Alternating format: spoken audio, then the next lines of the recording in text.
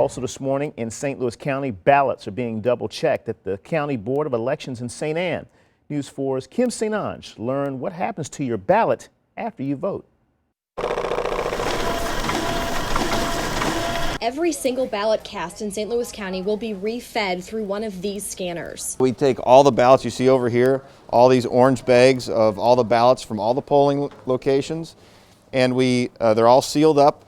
And here in bipartisan teams, we break them open and then we run all the ballots through scanners again to make sure we have the correct numbers. Eric Fay, Democratic Director for the St. Louis County Board of Elections, says they do find issues. Let's say a voter comes in and they sign in and they fill out their ballot, but then they don't put it through the scanner. So we have one more signature than we do ballots cast. When that happens, they find ways to resolve it and move on to the next issue. Though Fay says since he's worked for the Board of Elections, they've never found any major errors.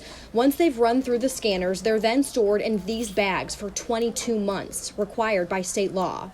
If a recount is requested, they'll unseal the bags. We have 2 weeks by state law to certify the election results.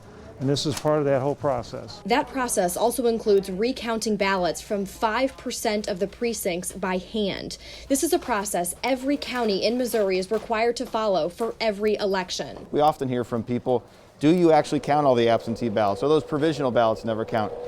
Everything is accounted for. That's where this room comes into play. Election officials are opening absentee ballots handed in Tuesday and verifying them. They're also reviewing ballots that were damaged, possibly while scanning it, to make sure they're accounted for. Every ballot is handled by a Republican and a Democrat together.